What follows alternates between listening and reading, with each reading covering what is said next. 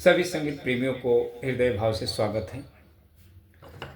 दोस्तों, हम कुछ समझेंगे वीडियो के माध्यम से कि हम हारमोनियम हो या कोई भी वाद्य हो, हम कामयाब कैसे हो सकते हैं, हम कैसे प्ले कर सकते हैं अच्छी तरह, इसके विषय में आप समझें। पहले तो दोस्तों आपको एक हारमोनियम के विषय में समझना पड़ेगा जो आप यूज करते हैं। हारमोनियम देसी, जर्मन रीड और अपना कपलर, स्केल चेंजर और अपना ये सादा हारमोनियम बास में। और शास्त्र में आपको बेसिक 10 थाट, तो ये जो 10 थाट है आपका, कोई भी सीखने वाला व्यक्ति नहीं सीखता है और सिखाने वाला गुरु नहीं सिखाता है। तो इसलिए ना सीखने वाला कभी सीख नहीं सकता और सिखाने वाला कभी सिखा नहीं सकता। तो ये मैं अपने तरफ से आपको बताता हूँ कि आप जब संगीत सीखते हैं तो आपको बेसिक पूरा सीखना है, 10 थाट हर बटन पे। अभी समझो मैंने इस बटन से ये अपना C D E F G, G sharp, काली चार से हमने समझो सा रे गा मा पा धा नी सा, ये हो गया आपका, और इसमें कोमल तीव्र हो गया, तो यानी 12 स्वर हो गए आपके, 12 वर्ण। तो अब इसी में आपको 7 स्वरों के पैटर्न, स्केल, बिलावल, खमाज, काफ़ी, आशावरी, ये सभी स्केल इसको कह लें, या आप 7 स्वर के पैटर्न कह लें। ये तो 10 प्रकार के हैं। तो ये चीज़ें आपको इस बटन से तो आने चाहिए, लेकिन सभी बटनों से आने चाहिए, जितने भी काली सफ़ेद दिख रहे हैं। यहाँ अगर मैं उंगली रख दूँ, यहाँ से बजाओ, तो यहाँ से आपको आपका मध्य स्वर तो बच जाएगा, लेकिन मंद्र में जाएंगे तो आपको 1-2 इसके लिए ही मिलेगा बटन, आगे तार मिल जाएगा। मतलब कहीं से भी किसी भी बटन पे आपकी उंगली पड़ जाए तो वहाँ से आपको 10 थाट के विषय में जानकारी अच्छी तरह हो, फिंगरें अच्छी तरह चलती हो। तो आप अगर ये सीखते हो, आप शुरू में आप गाने वगैरह जो भी आप सीखते हो बजाना, ये सब छोड़ दें। पहले ये बेसिक आप अच्छी तरह किसी भी वाद्य पर आप सीख लें। जैसे आप पियानो हो गया और ये हारमोनियम हो गया, तो ज़्यादा करके आप हारमोनियम ही धारण करें। हारमोनियम से क्या होता है कि मैं आगे अभी आपको बताता हूँ क्या करना है। हारमोनियम क्यों इतना अनिवार्य है संगीत सीखने वालों के लिए, चाहे सिंगिंग सीखने वाले हों या वाद्य बजाने वाले। तो ये चीज़ें आपको तो आनी चाहिए। अच्छा, ये संभव कब है सीख पाना? किसी प्रैक्टिकल गुरु से। ये और ये इसको सीखने के लिए 6 महीना भी लग सकता है, 4 महीना भी लग सकता है, 2 महीना भी लग सकता है, 1 महीना भी लग सकता है। दोनों के तालमेल के ऊपर है, सीखने वाले और सिखाने वाले के ऊपर है, दोनों कैसे हैं। तो ये तो चलो आपका बेसिक होगा। ये अगर आपने सीख लिया तो संगीत तो समझ लो आपको 50% आ गया। हाँ, आपने ये नहीं सीखा, किसी एक स्केल पर सीखा आपने, सी शार्प पे, तो नहीं आएगा। जब तक आप सभी इसके बटनों पे आप भ्रमण नहीं करेंगे, तब तक सभी बटन पे आपको ज्ञान होना चाहिए। तो ये चलो एक बेसिक हो गया शास्त्र, ये अनिवार्य है सभी संगीत सीखने वालों के लिए ये, और शिक्षा देने वालों के लिए भी ये ज़रूरी है कि लोगों को पहले ये, किसी को भी आप शिक्षा दें तो पहले ये आप कंप्लीट करा दें। अगर वो कंप्लीट नहीं सीखता है सीखने वाला, तो आप उसको ना शिक्षा दें। अगर वो कहे नहीं हमें गाने सिखाओ, ये करो वो करो, उसको शिक्षा ही ना दें। अगर आपको शिक्षा देना है तो, अगर आपको पैसे के लिए करना है काम, व्यवसाय चलाना है, तो वो अलग विषय है, तो आप वो कर सकते हैं, जैसा आपके ऊपर है। सीखने वाले का क्या होता है दोस्तों, मैं हमेशा पक्ष में इसलिए रहता हूँ कि सीखने वाले को कुछ ज्ञान होता नहीं है, वो सिर्फ देखता है। यूट्यूब के वीडियो हो, कहीं क्लासेस में गया हो, तरह तरह के लोगों को देखता है वो, तो उसके दिमाग में एक बातें नहीं होती, 100 बातें होती हैं। तो वो सवाल जवाब आपसे करेगा, किसी भी गुरु से करेगा। क्योंकि गुरु लोग भी वैसे ही सिखा रहे, तभी वो सवाल जवाब कर रहे हैं। अगर 100 गुरु हैं समझो शिक्षा देने वाले, अगर 100 गुरु कहे कि पहले आप हर बटन पर 10 थाट आपको आने चाहिए बजाने, मंद्र मध्य तार अच्छी तरह,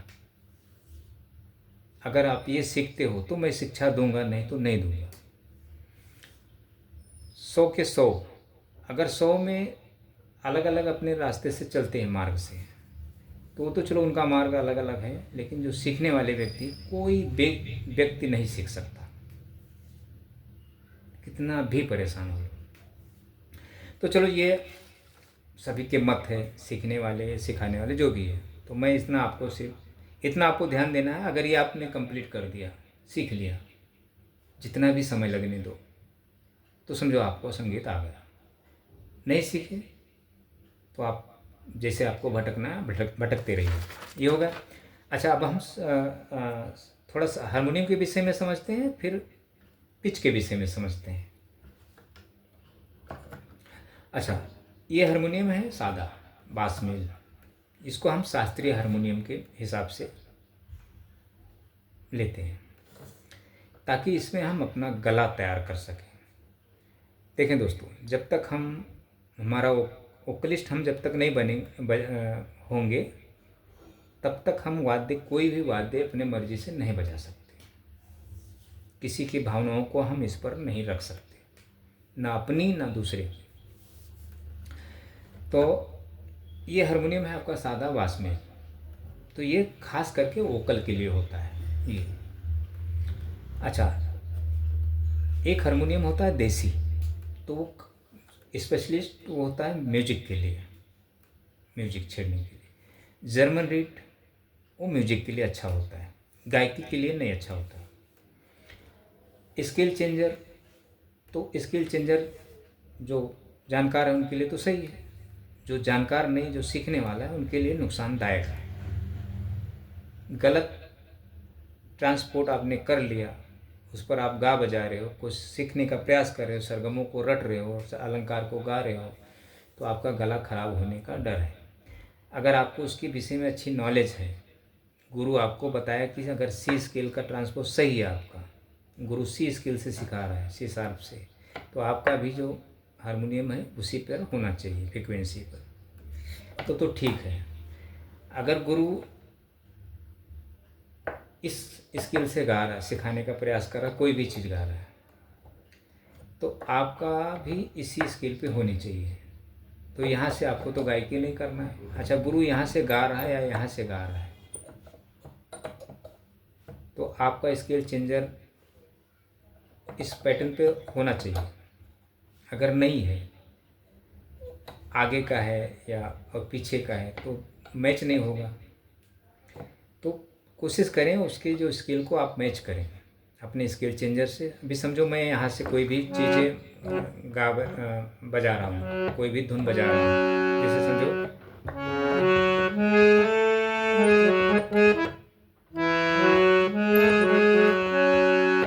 यहाँ से, तो आपका जो स्केल चेंजर का है वो फ्रिक्वेंसी चेक करना पड़ेगा कि दोनों, मेरा हारमोनियम का स्केल जो है आपके हारमोनियम का, दोनों मैच हो रहे हैं या नहीं हो रहे। मैच हो रहा है तो परफेक्ट है, एक ट्रांसपोर्ट कर लें, चेंज कर लें।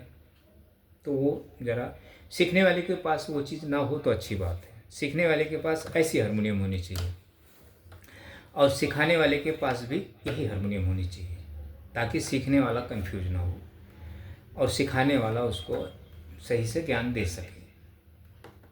दोनों, अगर शिक्षा देने वाले गुरु है तो गुरु को देसी हारमोनियम, स्केल चेंजर, कपलर, बाकी सभी चीज़ों के बारे में बताना चाहिए कि हमारे पास, अगर हम देसी हारमोनियम लेकर आपको शिक्षा दे रहे हैं, तो आप यहाँ से गायकी कर रहे हैं, तो आप सीखने वाले जिसको भी शिक्षा दे रहे हैं उसको बताएं कि आपके पास हारमोनियम कौन सी है, सादा है, ब्रास मेल है, या कपलर है, या स्केल चेंजर है, या जर्मन रीड है। तो उसको बताएं कि आप ये फ्रिक्वेंसी आपकी यहाँ है, ये फ्रिक्वेंसी आपकी यहाँ है, ये फ्रिक्वेंसी आपकी यहाँ है, ये फ्रीक्वेंसी आपकी यहाँ है। तो ताकि लोग समझें, नहीं तो सीखने वाले के पास जर्मन रीड है या देसी है, शिक्षा देने वाले के पास ये हारमोनियम है, गुरु यहाँ से सिखा रहा है और पता चला सीखने वाला यहाँ से आवाज़ दे रहा है, तो वो नुकसान है। ये हो गया इतना। दोस्तों ये आपको बात को समझना है ज़रूरी। और ये हो गया थोड़ा हारमोनियम के विषय में आपको बताया। अच्छा, हारमोनियम पर आपको फिंगर, इसका जो टोन आउट ना हो, अच्छे से बजे, स्केल फंसे ना, ये जो बटने हैं सभी के जो सुर है परफेक्ट हो, ऊपर नीचे ना हो, तो इसकी जो फिंगर एक्सरसाइज है पूरे में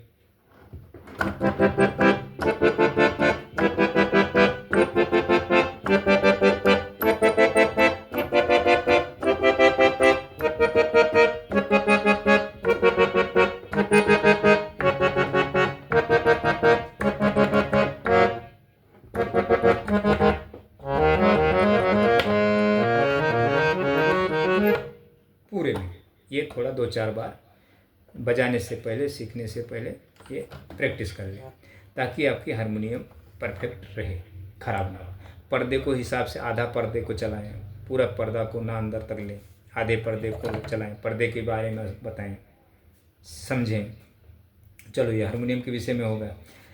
अब हम आते हैं वापस थाट पे, पिच पे आते हैं। अब समझो हमने हारमोनियम के माध्यम से सीखना है, तो चलो हम बेसिक की नॉलेज इस पर हारमोनियम पर भी कर लिए या कीबोर्ड पर भी कर लिए या गिटार पर भी कर लिए, वाद्य पर, तो बेसिक की चलो हमें नॉलेज हो गई सभी। अच्छा, अब आ गई वोकल की बारी। तो अब क्या करना है आपको, समझो आपने यहाँ से 10 थाट के विषय में आपको नॉलेज है अच्छी तरह। अब यहाँ से आपको गायकी करना है, तो वोकल जो साधना है आपका तो चल ही रहा है, तो आपका जो गले का जो सुर है और हारमोनियम का सुर है दोनों मैच होने चाहिए। आपके गले से जो भी आवाज़ निकले ये हारमोनियम पे सुनाई देनी चाहिए, हर बटन पे। ये ध्यान दें। पहले हम क्या करते हैं, एक गाने की कोई एक लाइन बोल लेते हैं, ये आपको समझना है जरूर।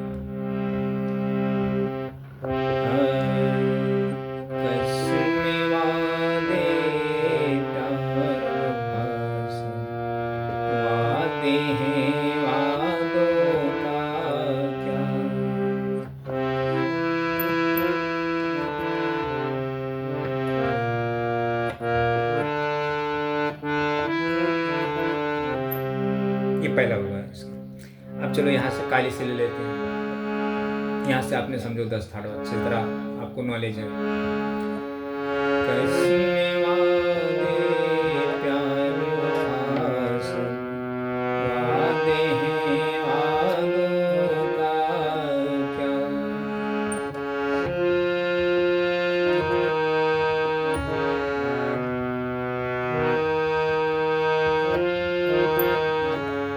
काली, अब यहाँ से ले लिए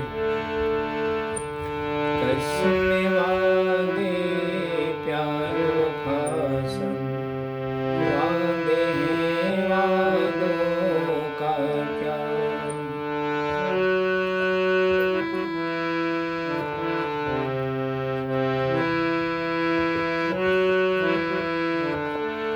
यहाँ से आपने वोकल किया, यहाँ से ले लेते हैं कसमे वादे प्यार वफासन, वादे हैं वादों का क्या।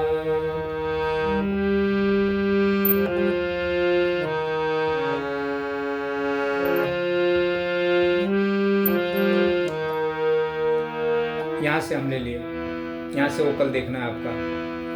कसमे वादे प्यार वफासन, वादे हैं वादों का क्या।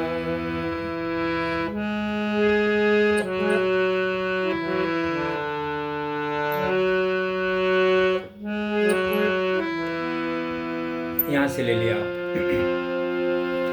कसमें वादे प्यार वफा सब, वादे हैं वादों का क्या। थोड़ा मुझे गाने में, क्योंकि मैं बढ़ रहा हूँ ना एक एक स्केल, तो ज़रा गाने में मुझे सुर नहीं लगेगा, छूट जाएगा। क्योंकि जब हम कोई भी स्केल पिच से जब गाते हैं तो थोड़ा उसको प्रैक्टिस करते हैं, तो वहाँ जो गले का टोन है वो सेट हो जाता है। तो ये मैं एक एक स्केल बढ़ रहा हूँ। कसमें वादे प्यार का सब, वादे हैं वादों का क्या।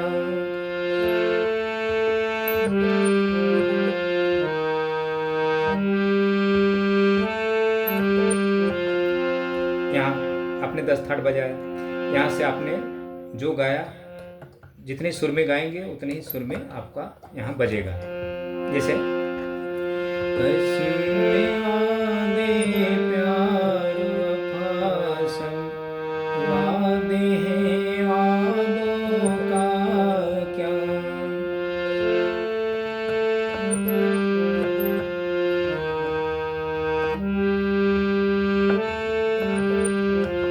यहाँ से, अब यहाँ से देखते हैं। कसमें वादे प्यार वफा सब, वादे हैं वादों का क्या।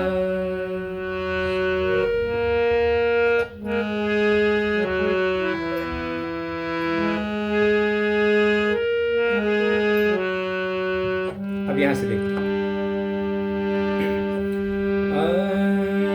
कसमें वादे प्यार वफा सब, वादे हैं वादों का क्या।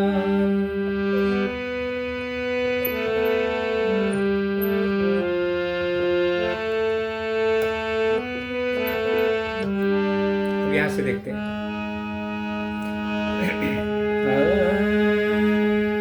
कसमें वादे प्यार वफा सब, वादे हैं वादों का क्या।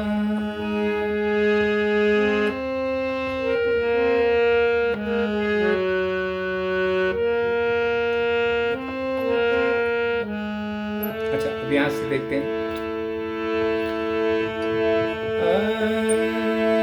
कसमें वादे प्यार वफा सब, वादे हैं वादों का क्या।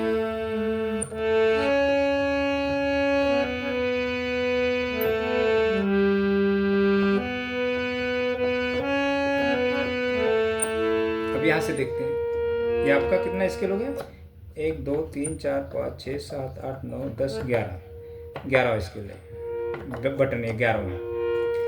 कसमें वादे प्यार वफा सब, वादे हैं वादों का क्या।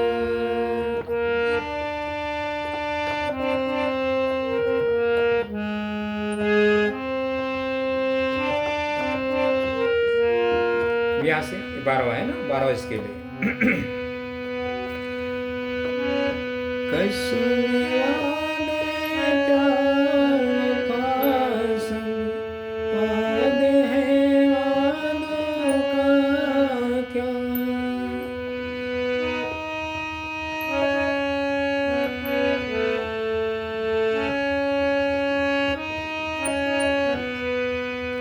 अच्छा, अब हमने इसी 12 बटन पर, 12 पिच पर हमने एक लाइन गाने का रखा। तो चलो, मेरा कोई स्केल पे 15-20 हो रहा है, कोई पे 19-20 हो रहा है, कोई पे 18-20 हो रहा है, मैचिंग, फिर भी मैचिंग हो रहा है। 15-20 समझ लें, मतलब परफेक्ट नहीं हो रहा क्योंकि मैं भी उतना तैयार नहीं किया हूँ, तो हो रहा है। तो अब क्या होता है कि यहाँ से समझो, मैं अब सभी बटनों पर मैं गायकी वोकल्स के माध्यम से उस शब्द को रख रहा हूँ, वाक्य बोल रहा हूँ। तो जैसे मैं उस शब्दों को सुर में गाऊंगा वैसे आपको इस बटन पे सुनाई देगा ये। तो आपको ऐसे वोकलिस्ट बनना है। आप जब आप वोकलिस्ट जब बन जाएंगे, तो आप कोई भी गाने किसी के भी गाए हुए चीज़ को, क्योंकि आपने तो बेसिक का नॉलेज कर ही लिया है, आपको हर तरह के रास्ते मार्ग पता चल गए। तो जब कोई गाना जब कोई भी सिंगर गाएगा, तो आप इस ये 12 जो बटन है आपके दिख रहे हैं, यहीं से मतलब इसी के अंदर में होगा, तो आप वो गाने को आसानी से तलाश कर सकते हैं, मैच कर सकते हैं। तो फिर वो गाने को जब आप मैच कर लेंगे, तब आपको पता चल जाएगा कि किस थाट में है, किस राग में राग का भाव चल रहा है, किस थाट में गाने का पैटर्न चल रहा है, वो सब चीज़ें आपको समझ में आ जाएगी।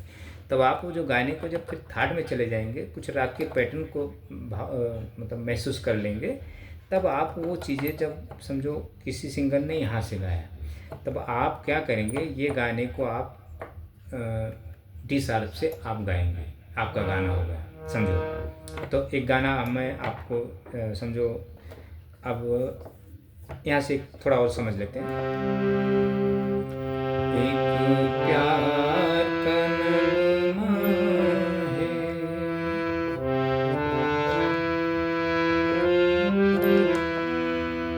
यहाँ से बजाया आपने, अब काली एक से ले लेते हैं। एक प्यार का नगमा है,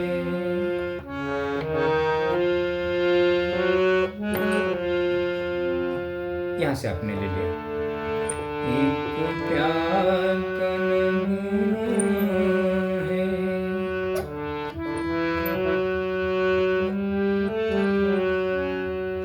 आपने यहाँ से ले लिया। एक प्यार का नगमा है,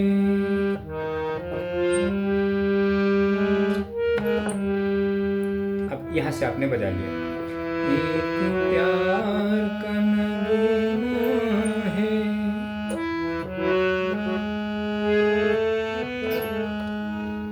तो हर पटन से हर पिच पर आपकी आवाज़ें वो गले में। तो जब कोई भी गाना, जब आप उसी गाने को जब आप खुद गाएंगे, तो आप जिस भी बटन से गाएंगे पिच से, आपको सुनाई देगा, वो वैसे ही बजेगा। तो ये एक रहस्य है दोस्तों। तो ये जो वोकल है, ये छंद के माध्यम से प्राप्त होता है, छंद शास्त्र में जाया जाता है, शास्त्र और साहित्य। तो ये आपका शास्त्र हो गया, ये निर्जीव हो गया, और जो छंद शास्त्र है, साहित्य, वो इसका प्राण हो गया, सजीव हो गया। तो वो जब सीखेंगे तो आपको संगीत प्राप्त हो जाता है।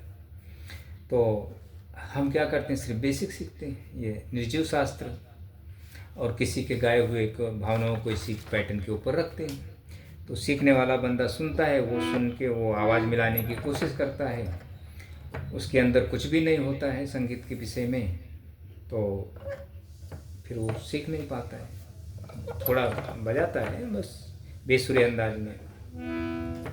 तो छंद शास्त्र जो साहित्य है, वो हमारे अंदर की बात है, अंदर उत्पत्ति होती है, और ये जो है, ये हमारे आंखों से दिखाई देती है, ये पैटर्न बनाता है, मार्ग बताता है ये इस पे, क्योंकि कुछ दिखाई तो देने का, काला सफ़ेद ही है।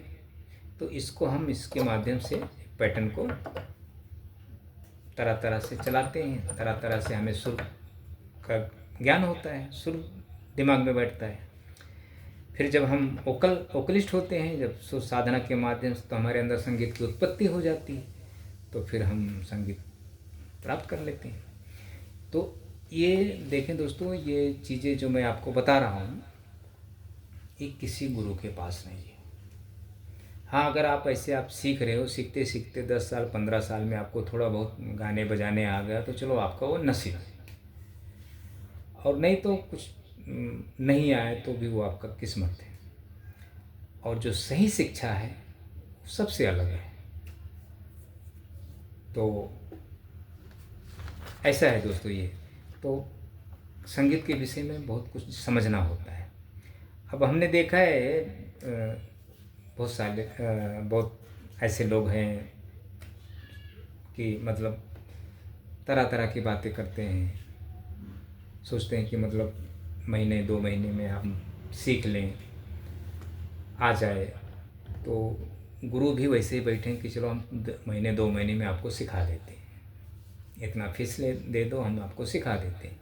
महीना भर आप वैसे ही नहीं सीख पाएंगे, परेशान हो जाएंगे, छोड़ देंगे। किससे शिकायत करेंगे कि हमने गुरु आपने कहा था सीख जाओगे? तो गुरु कहेगा हम सिखा रहे, आपने सीखा ही नहीं, आप प्रैक्टिस नहीं करें। गुरु के पास तो 100 जवाब है, आपके पास कुछ भी नहीं दोस्तों, आप कुछ भी नहीं कर सकते। तो ऐसा है संगीत। तो ये थोड़ा आप मेरे वीडियो के माध्यम से समझें, इसलिए मैं लोगों को जोड़ के उनको मतलब समझाना चाहता हूँ कि आप एक बार जुड़ के हमसे समझ लें। आप एक संगीत छोड़ देंगे तो ये अच्छा है, मेरे कहने का मतलब।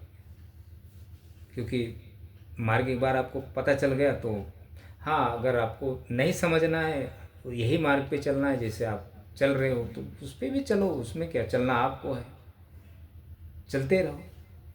क्या मालूम चलते चलते या तो आप संगीत से हमेशा के लिए वंचित ही हो जाएंगे, या तो आप ज़्यादा करके तो चांस है 99% है कि संगीत से वंचित ही हो जाना, मतलब संगीत आपके जीवन से ख़त्म ही हो जाना। तो संगीत बड़ा रिस्क है दोस्तों। गलत रास्ते, गलत मार्ग पे चलेंगे, गला खराब हो गया आपका, कोई भी चीज़ ऊंचे स्वर में गाने में आप जो भी है, तो फिर संगीत फिर आप सीख नहीं सकते।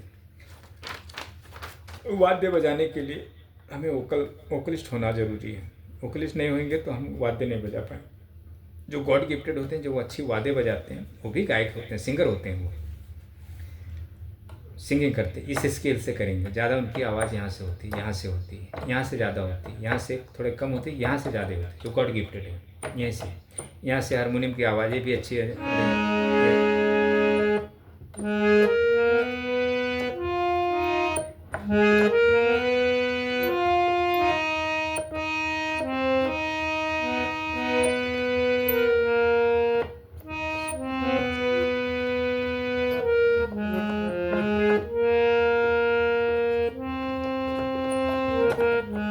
मतलब यहाँ से इसलिए ये तो मैं फिल्मी सॉन्ग थोड़ा बजा रहा हूँ, लेकिन कोई भी जो सॉन्ग बजाते हैं यहाँ से, कोई भी सॉन्ग यहीं से बजाएंगे वो, और अच्छी धुन बजाएंगे, उंगलियाँ भी उनकी मस्त चलेंगी, क्योंकि वो गॉड गिफ्टेड होते हैं। उनको ये सब सरगम से कुछ लेना देना नहीं होता, तो वो सबको नहीं प्राप्त होता दोस्तों। गॉड गिफ्टेड बहुत कम ही लोग होते हैं। तो ये इतना आप देखें दोस्तों, मेरे वीडियो को आप फॉलो करते रहें, समझते रहें, थोड़ा समझने का प्रयास करें। मैं तो इसमें कुछ आपको शिक्षा नहीं दिया हूँ, लेकिन सिर्फ आपको मैं ये समझाने के विषय में ये वीडियो किया हूँ कि ताकि आप थोड़ा समझें। समझ गए तो अच्छी बात है, नहीं समझे तो भी अच्छी बात है। थैंक यू दोस्तों।